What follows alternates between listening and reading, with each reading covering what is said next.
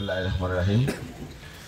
আজকে রোজা রমজানের দিন 27-26 রোজা না, আজকে 26 রোজা।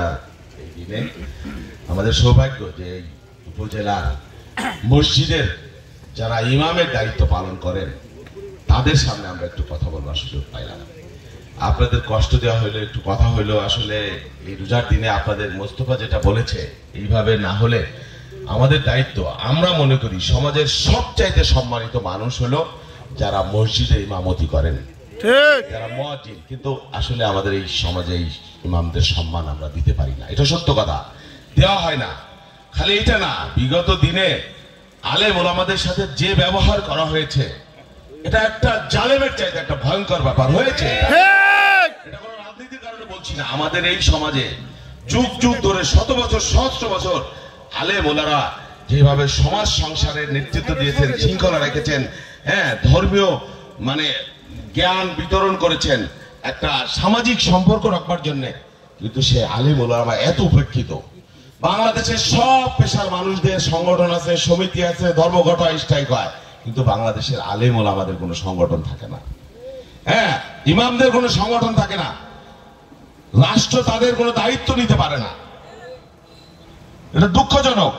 আমি অনেক বক্তৃতা দিয়েছি সারা জীবন, রাতভর দিনভর বক্তৃতাই দিয়ে বেড়াই টেলিভিশনে, কিন্তু আজকে যে এই বক্তব্য এখানে এই মানুষের সামনে আপনাদের সামনে দাঁড়ায় একটা কথা বলতে পারতেছি, এটা আমি নিজেকে সৌভাগ্যবান মনে করি। সত্যিকার অর্থে একজন মুসলমানের সন্তান হিসেবে এরকম সৌভাগ্য হয়ে যায়। এখানে আমি আলমগীর কবিরকে ধন্যবাদ জানাই। এই যে তার বাবা আব্দুর রহিম কল্যাণ ট্রাস্ট গঠন করে তিনি যে আপনাদের কথা মনে রেখেছেন, আপনাদের সম্মান দিচ্ছেন, এটা এরকম মানুষ খুব কম পাওয়া যায়। উনি প্রবাসে থাকেন, এই চরাঞ্চলে জন্মগ্রহণ করেছেন, কিন্তু কলিজাটা একেবারে সিংহের মতো। কোনদিন কাউকে নিজের অর্থের উপার্জিত হালাল রুজি যদি কোনো অসহায় মানুষ কখনো দলমত নির্বিশেষে রাজনীতির বাইরেও অসহায় মানুষ তাকে তার কাছে পৌঁছাইতে পারছে, তার ভাই ব্রাদার কাছে পৌঁছাইতে পারছে, খালি হাতে উনি ফেরান নাই। আপনারা দোয়া করেন ওনার জন্য, আল্লাহ ওনাকে আরো সামর্থ্য দেখ, উনি মানুষের পাশে এইভাবে থাকুক, আমাদের আলেম ওলামার পাশে থাকুক। কেউ থাকে না, কিন্তু উনি যে উপলব্ধি করেছেন, আপনাদের আমন্ত্রণ জানিয়েছেন, আমরা সম্মানিত হয়েছি, আপনারা এসেছেন, আমরা সম্মানিত হয়েছি, আপনারা এসেছেন। তো যাই হোক, এখানে আর বেশি বক্তব্য আমি রাখতে চাই না, শুধু একটা কথা বলবো, যেহেতু মোস্তফা যেটা বললো যে আমরা যেহেতু রাজনীতি করি, আপনারা এই আলমগীর কবির সাহেব উনি আমাদের দল করেন দীর্ঘদিন, আমাদের জাতীয়তাবাদী কৃষক দলের আন্তর্জাতিক সম্পাদক, উনিও ঈদের পরে ইনশাল্লাহ দেশে আসবেন। আপনাদের নিয়ে যদি সুযোগ হয় আমরা আরেকটা পুরোপুরির ব্যবস্থা করব তাকে নিয়ে। এই যে মোস্তফা, জাহাঙ্গীর, আলমগীর, আমার সাথে তাদের যেই সম্পর্ক, এটা শুধু রক্ত দিয়ে রক্তের সম্পর্কের বাইরেও একটা আদর্শের সম্পর্ক, আত্মার সম্পর্ক হয়, এটা আমি সব সময় ধারণ করি, হ্যাঁ, এবং আল্লাহর কাছে শুকরিয়া জানাই যে তাদের মতো কিছু ভালো মানুষের সান্নিধ্য আল্লাহ আমাকে দিয়েছেন ভাই হিসেবে, বন্ধু হিসেবে। আল্লাহ রাব্বুল আলামিন এই সম্পর্কটাকে আরো কবুল করুক, যাতে আমরা আলমগীর কবির সহ আমরা সকলে আপনাদের পাশে আগামী দিনে থাকতে পারি। ইনশাল্লাহ বাংলাদেশে আগামী দিনে নির্বাচন হবে, অনেক রক্ত ঝরেছে, শাপলা চত্বর থেকে শুরু করে অনেক মানুষ জীবন দিয়েছে অন্যায়ের বিরুদ্ধে, অত্যাচারের বিরুদ্ধে, ধর্মহীনতার বিরুদ্ধে, দেশদ্রোহিতার বিরুদ্ধে। আগামী দিনে আমাদের জন্য আর কোনো রক্ত ঝরাতে না হয় ইনশাআল্লাহ। আগামী দিনে আপনাদের অধিকার আপনারা যাতে প্রতিষ্ঠা করতে পারেন, বাংলাদেশের ভোটের অধিকার, গণতন্ত্রের অধিকার, ঠিক মতো ধর্মকর্ম করার অধিকার, আলেম ওলামাদের সম্মান ইজ্জতের অধিকার, এই অধিকার রক্ষার জন্য আমরা আপনাদের সাথে আছি, পাশে আছি। আমাদের দল, আমাদের নেত্রী বেগম খালেদা জিয়া সব সময় শাইখুল হাদিস আল্লামা আজিজুল হক থেকে শুরু করে সমস্ত আলেম ওলামাকে উনি সম্মান করতেন।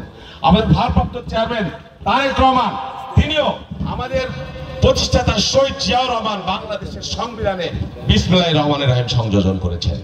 সেই জন্য আমাদের শক্তি আমাদের বাংলাদেশের ধর্মপ্রাণ মুসলমান, যে ধর্মেরই হোক, সকল ধর্মপ্রাণ মুসলমান, বিশেষ করে ইসলাম ধর্ম, মুসলমান ধর্মের যে এই যে বিশাল কমিউনিটি গোষ্ঠী, শান্তি ধর্ম, সেই ধর্মের মুসলমানরা আমাদের শক্তি, আমাদের দলের শক্তি। আপনারা যদি আমাদের পাশে থাকেন, আমরা যে কোনো বিশ্ব জয় করতে পারবো ইনশাআল্লাহ। এবং এই এলাকা সদরপুর, চরফ্যাশন, ভাঙ্গাকে একটি শান্তির জনপদে আমরা পরিণত করব। আমরা কোনো অন্যায় অত্যাচার দিয়ে না, গায়ের জোর দিয়ে না, এই রাজনীতি আমরা করি না, ভালোবাসা দিয়ে, শ্রদ্ধা দিয়ে, ভালো কাজ দিয়ে আপনাদের মন জয় করে আপনাদের সাথে থাকতে হবে। এটাই আমাদের আমানত, এটাই আমাদের অঙ্গীকার। আপনারা সবাই ভালো থাকবেন, আপনারা আলেম ওলামা মনে রাখবেন, আপনাদের কথা মানুষ কিন্তু আমাদের চাইতে বেশি শুনে। সুতরাং আপনারা সবার আগে দেশটাকে যেমন ভালোবাসবেন, আমাদের ধর্মীয় আচার অনুষ্ঠানকে ভালোবাসবেন, দেশের দিকে যে আমার দেশটা কোন দিকে গেল, দেশটা যদি না থাকে, দেশটা যদি অস্থিতিশীল হয়, দেশকে নিয়ে যদি ষড়যন্ত্র হয়, দেশের সার্বভৌমত্ব নিয়ে যদি ষড়যন্ত্র হয়, আমরা কেউ ভালো থাকতে পারবো না। ঠিক সেই জন্য সবার আগে বাংলাদেশ, আমরা বাংলাদেশকে ভালোবাসবো। বাংলাদেশের বিরুদ্ধে যে কোনো ষড়যন্ত্র, চক্রান্ত, আধিপত্যবাদী হোক, যাই হোক, আমরা একসাথে ভাই হিসেবে কাঁধে কাঁধ মিলিয়ে আমরা মোকাবেলা করব। আপনাদের সকলকে সালাম, শুভেচ্ছা। ইনশাল্লাহ বারবার দেখা হবে, বহুবার, আল্লাহ যদি বাঁচায় রাখে, সুস্থ রাখে। আপনারা আমাদের সাথে থাকবেন, আমরা আপনাদের সাথে থাকবো। আলমগীর কবিরের জন্য দোয়া করবেন, আল্লাহ যেন তাকে সুস্থ রাখে। তার বাবা অসুস্থ মানুষ, তার জন্য দোয়া করবেন। আমাদের নেত্রী বেগম খালেদা জিয়ার জন্য দয়া করে দোয়া করবেন। একজন মজলুম মানুষ বেগম খালেদা জিয়া, তার জন্য দোয়া করবেন। আমাদের ভারপ্রাপ্ত চেয়ারম্যান তারেক রহমানের জন্য দোয়া করবেন। ইনশাল্লাহ এই এলাকা আমাদের বিএনপি, যে আমাদের ভাইরা এই যে এক কাতারে দীর্ঘদিন পরে আমরা একসাথে এখানে বসতে পারছি, আল্লাহ রাব্বুল আলামিন